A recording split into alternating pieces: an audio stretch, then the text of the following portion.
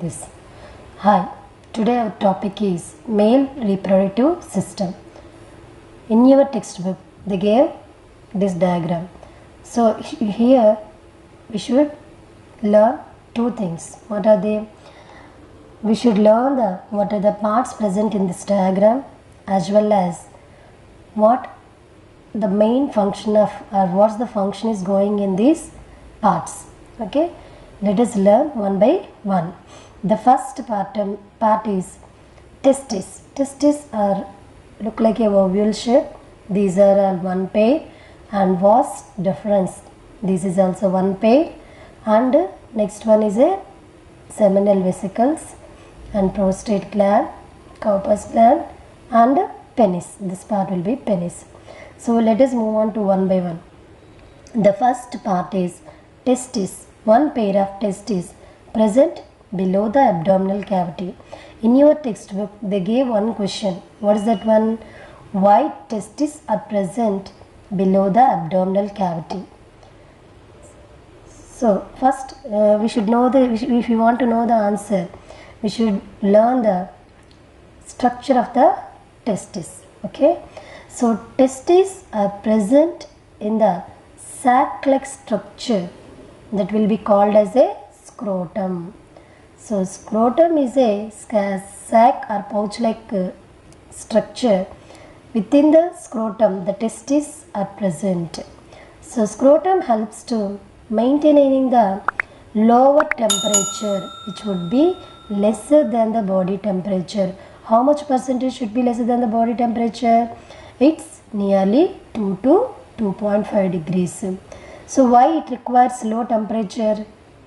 So low temperature helps for better sperm formation. This is the scrotum. Then each testis will have so many lobules. So this is the LS of the testis. That means this is the longitudinal section of the testis. Each testis has so many lobules. So each lobule contains large number of seminiferous tubules. Within the seminiferous tubules, the sperms are produced here. Within the seminiferous tubule, see, these are all tube-like structures.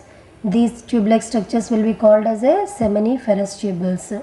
See, this is the transverse section of the seminiferous tubules. Within the seminiferous tubules, the large number of sperms are produced within the seminiferous tubules by the process is called meiosis, meiotic division. Here see, all these are sperms. So many large number of sperms are produced by a meiotic division. Then the sperms enters from seminiferous tubules into vasa afferentia. So this part will be called as a vasa afferentia. From vasa afferentia, the sperms enters into the next part, which will be called as a epididymis. So epididymis is also a highly coiled structure. It is a long tube, so that's why it will be coiled one among another. See, epididymis, which was present at the posterior side of the testis. So the main function of the epididymis is the sperms are stored in the epididymis. Okay, the sperms are stored temporarily. We should remember 2 points about vas deferens. So these are also one pair of vasa deferens is there. So vasa deferens, it will arises from the epididymis. Then it will ascends into the abdominal cavity and loop around the ureter. Already in your 4th lesson you have learnt excretory system. So this is the urinary bladder, and these two tubules are, what are these two tubules? Ureters. So whenever the vas deferens ascends into the abdominal cavity, and it loop around the ureter.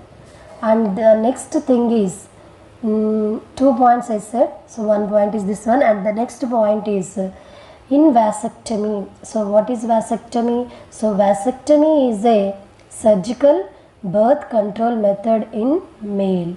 During vasectomy, the small portion of the vas deferens will be removed from the vas deferens, and the both ends will be tied properly. It can prevent the entry of the sperms from the testis into vas deferens. Okay, then one pair of seminal vesicles. Here accessory glands are here.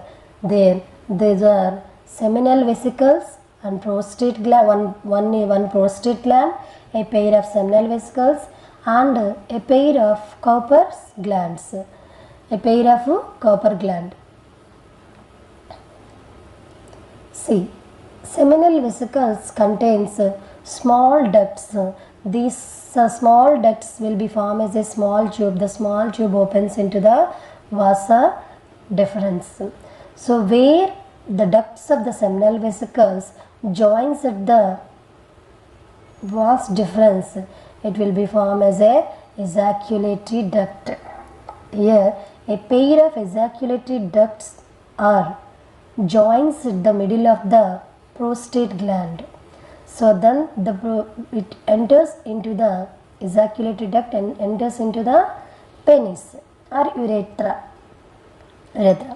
So seminal vesicles contains small ducts. It will secrete some secretion. The secretion will be called as a seminal fluid.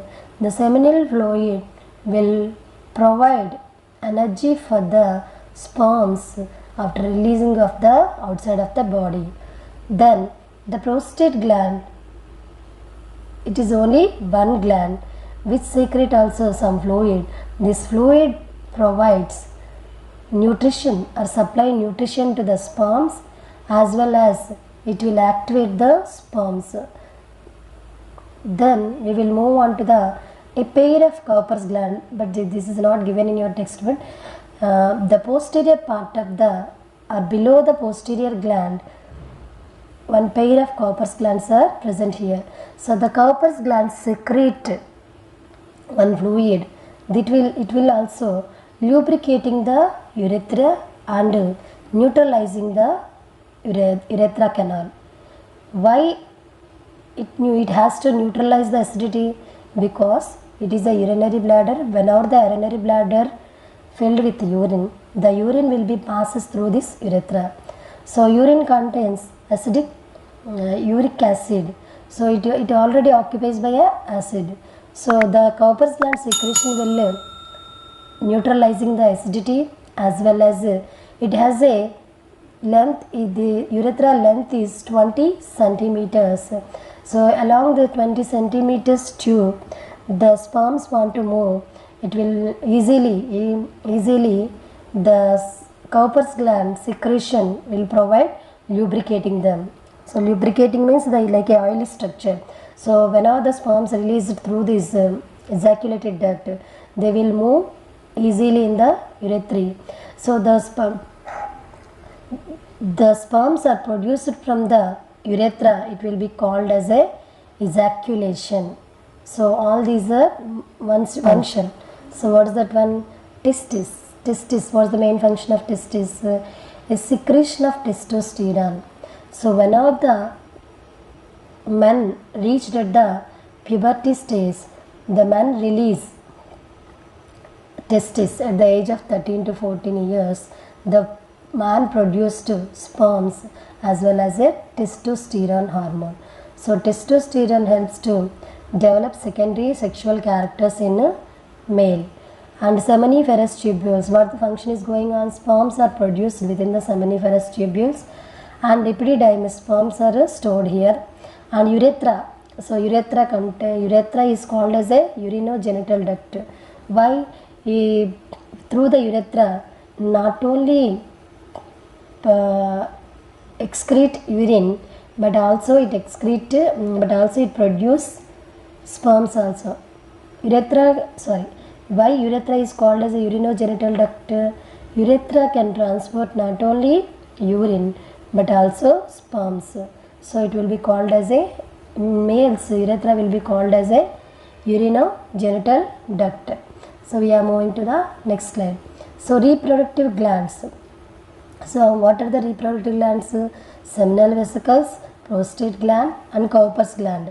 So seminal vesicles provide source of energy and prostate gland provides activate the sperms and supply the nutrition. Cowper's gland neutralizing the acidity and lubricating the urethra. So all the secretions of these glands, that means the secretions of seminal vesicle, prostate gland and Cowper's gland will be called as a seminal plasma. Seminal plasma plus seminal plasma plus sperms will be called as a semen. So seminal plasma along with the sperms will be called as a. So the fluid secretions secreted from seminal vesicles, Cowper's gland, collectively called seminal plasma. So next, semen and ejaculation. Seminal plasma along with the sperm is called semen, and the semen from the male's body is called ejaculation. So in your examination they gave two types of questions. What are they?